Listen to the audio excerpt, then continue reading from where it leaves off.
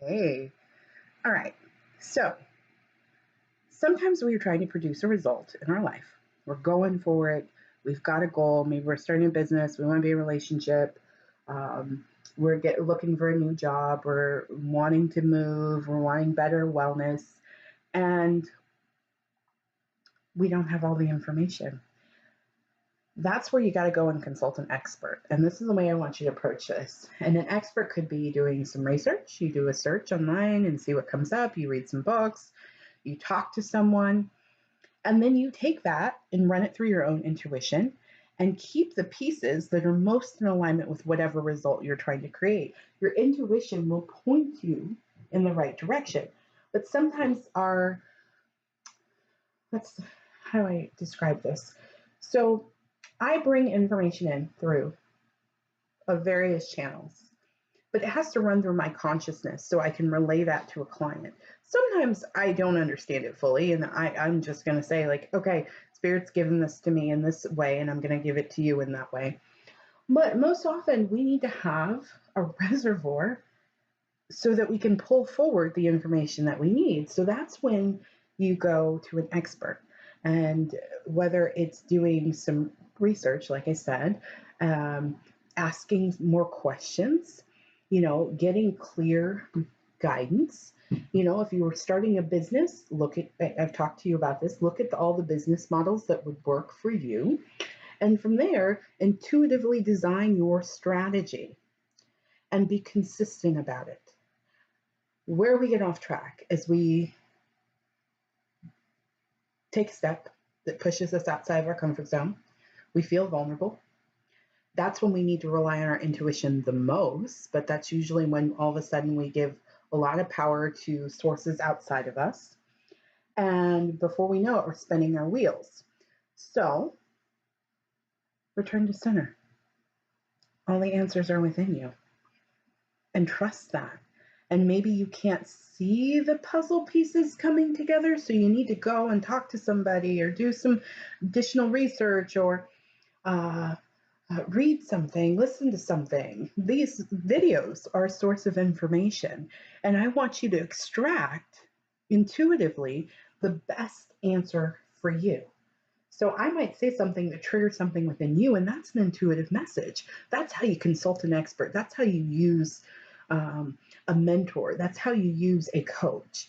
You have to always do your own work. You have to take full and complete responsibility for yourself. And you can do that if you rely on your intuition to help you out and guide you step by step. I share this often. I've used my intuition to get through my whole life. Before I called it intuition, that was the way I knew what steps to take at any given moment in my journey. And when I was younger, I would just act on it, right? And sometimes it would cause people around me who were not tapped in to question, my diligence or my dedication, because if something needed to change, I would just change it, right? And what I've come to know is that, and so I started to feel guilty. Oh, I'm flaky or flighty. This is my much younger years. And a particular friend recently, she's like, yeah, you are not flaky or flighty. I didn't understand the way you operated back then, but now I totally get it. And so it may not make sense to other people, but you have to honor your intuitive messages and take action appropriately. Now, this is a slippery slope because sometimes intuitive messages are coming from people around you. They might be confirming wisdom that you already know, but you're in denial about it, or you're being hard on yourself and you can't hear it. I'm not talking about that. Like sometimes Spirit is speaking through the people closest to you. Now, you can you can use the intuition against yourself if you get really bullheaded about something like, oh, I know intuitively this is right. But if everything around you is screaming no, that might not be your intuition. Usually the intuition is very gentle and very fluid and very graceful. So if you act on a message that you're receiving, you're going to see that things shift and transform and move in the direction of that wisdom. Now, if you're being met with consistent opposition, might not be your intuition. And so that's where you go back within and say, okay, am I acting on the junky thought that came right after that? Or am I acting on my truth? Am I acting on the messages that Spirit is bringing forward for me? And however way you define Spirit, trust it. Trust it. Know that the intuition is designed to help you feel good. You might not always like what you have to do, but it's designed to help you feel good. And you will know in the core of your being that it's right. You know, the Spirit told me to do this video series, and I'm thinking, 50 videos in a short amount of time? That's insanity. It's my human self. My spiritual, soulful self is like, yeah, girl, you got all that energy. Let's do it. And I do it. I do what I'm called to do. And so trust your intuition, trust your that voice, that feeling, you know. Danielle Laporte has a truth bomb that says your body always knows. And I'm a person that feels energy, and yes, my body always knows. My body always knows if something is right for me. I just know. And I was having a conversation with a man recently, and he was, friend, and he was being protective. He was giving me some advice, and I said to him, I said, well, I have a very strong intuition, and I run everything through that, and I let that connect with my logical mind. That's when you're really powerful. When you connect with your logical and intellectual mind, and I use that to make my decisions. And he heard me. He was like, "Yeah, you're good. You're good. I'm just trying to protect you." And so you'll know. You'll know when you're on course. You'll feel it. That's intuitively. You will feel it. You will sense whether it's being run through let's run through the ways in which we receive psychic information. You receive it through your senses, but clairvoyance is third eye, visions. You might have them in your mind's eye, or you might see something in your environment that triggers a message. We receive it through sound, clairaudient. It might be you're in a store and you hear a song and you know that's Spirit's way of communicating with you, or you might hear a voice inside your head. I know that sounds crazy, but it'll be brief. It's not like a constant chatter, you know. You might feel something. You might walk into a room and you can feel when something's off.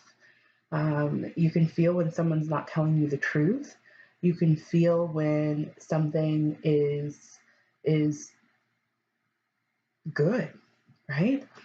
And with that, what's the other? I know there's one more. Claircognizant. You receive information through your crown chakra. That's clear knowing, and those are ideas that pop in your mind, a phrase. Yeah, it's all working. It's all working for your greater good. I think I've covered them all. But you'll sometimes again be battling. Yeah, I'm gonna say battling the high vibe energy with the low vibe, right? Because the duality of things, the light and the dark. So you might get a message and then some programming or something you heard growing up or somebody else's beliefs swoop in and cause you to question your own intuitive knowing of what is right. And then that becomes a battle. And so the way you get out of that battle is you call a thing a thing. Okay, so I'm feeling anxious about this. Why am I feeling anxious? Or I'm feeling nervous, or I'm feeling a sense of change. Name it. Why? I know this is right for me. I know this is safe and okay and in alignment with my truth and a part of my self-expression. What is getting in the way? Oh, well, growing up, my mom said, do this, this, and this, or my dad said, do this, this, and this. And that's running in direct opposition of what I intuitively know or sense to be right for me. And that's where you have to be mature enough to honor that wisdom from within and take action appropriately. Because if you stay in that battle, that's when you will slip up. That's when you'll make choices and decisions that are not in alignment with your truth. That's when you are usually in a state of lack and you just get more and more lack. So if you're really looking to manifest your dreams, trust your intuition, get all the information you need, and then take that information and decide what is most relevant for you based on your intuition, and your intuition it'll pop out. You don't need to read 150 books. You'll get the, I use Google like an oracle. I'll Google something and I'm like, oh, that's exactly, it hits me. It can feel it in my being. I know it's right. I'm like, yes, that's what I needed to know. I ignore everything else. That's it. Your intuition is always firing. It's always trying to communicate with you, and it's communicating with you through this from the spiritual plane, but it has to run through our human body and our human experience. And so use divination and all of the tools in which you can communicate with your intuition. Use them, by all means, use them, but still rely on the original intuitive message that came forward, and you'll feel it. You'll feel the sense of lightness. You'll feel the sense of peace. You'll feel the sense of gentleness. It won't suck. Because sometimes we think our intuition is going to give us something really difficult to do or something we don't want to do. No. No. And anytime I hear people say that, like, oh, God told me to do something, and it was some sucky thing, I'm like, that's not your intuition. Nope. Intuition is kind and gentle and loving, and yes, it wants us to be the best version of ourselves, and it might challenge us outside of our comfort zone, but ultimately, it's going to be for our highest and greatest good. So trust it, and I'll see you in the next video. I'm Amy of Intuitive Coaching with Amy. Take care of yourself.